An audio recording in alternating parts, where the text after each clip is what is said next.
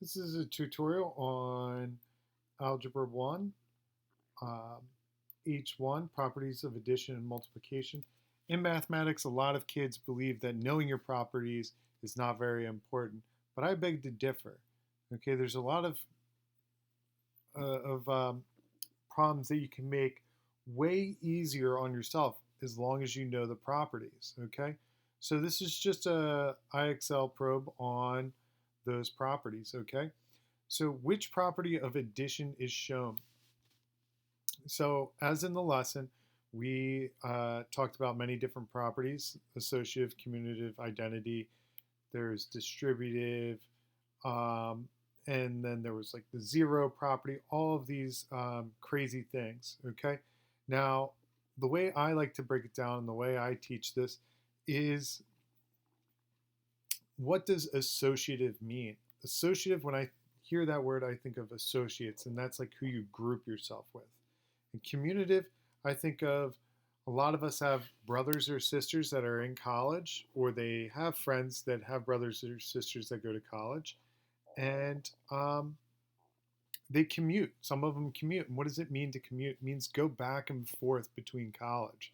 So we're looking for something that's going back and forth. And I'll show you what that looks like later on more clearly. And then the identity, well, your identity is yourself, it's you.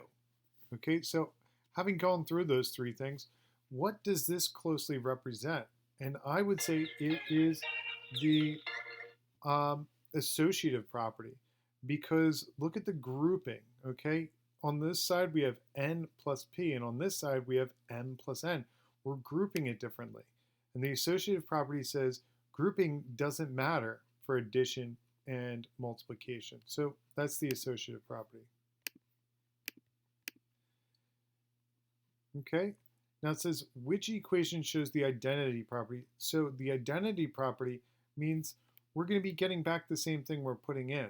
Okay, so notice n plus p equals p plus q. That's not the same thing. Now this one you could say that's the identity property, but we just saw in the last one, this is what the associative property looks like. Okay. Um, Number 3, n equals n plus 0. Well, now let's look at this. It says identity property of addition. So we're looking for addition. So I would say that whenever I add 0 to something, I'm going to be getting back what I put in. So n plus 0 equals n. That is the identity property of addition. And what is this one down here? This is n plus p equals p plus n. Well, right there, that is the commutative property. Notice n and p are switching places. They're going back and forth between the two positions. So that's what the commutative property looks like. Which property of multiplication is shown? So notice we have b times a and a times b. Well, notice they're switching places. They're going back and forth. So that's going to tell me it's the commutative property. Which property shows the identity property of multiplication? So what times something will give me back that thing? For example, what times 5 will give me 5? And that answer is 1. Okay, so for addition, the number we're looking for is 0. And for multiplication, that number is 1. So that's going to tell me it's the second one here. S equals 1 times S. Which equation shows the commutative property of addition? Meaning, which one's showing the numbers going back and forth between positions, okay, using addition. So this one is associative. Okay, this one we have the 0, so it's the additive identity. And this one, well, we just got some random stuff there. So it's looking like it's going to be the first one. Notice, d plus c equals c plus d. Which equation shows the associative property of addition?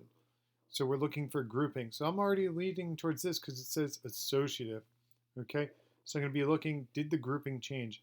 P plus Q plus R equals P plus Q plus R. So there you go. So that's how you do the IXL probe, Algebra 1, H1, properties of addition and multiplication.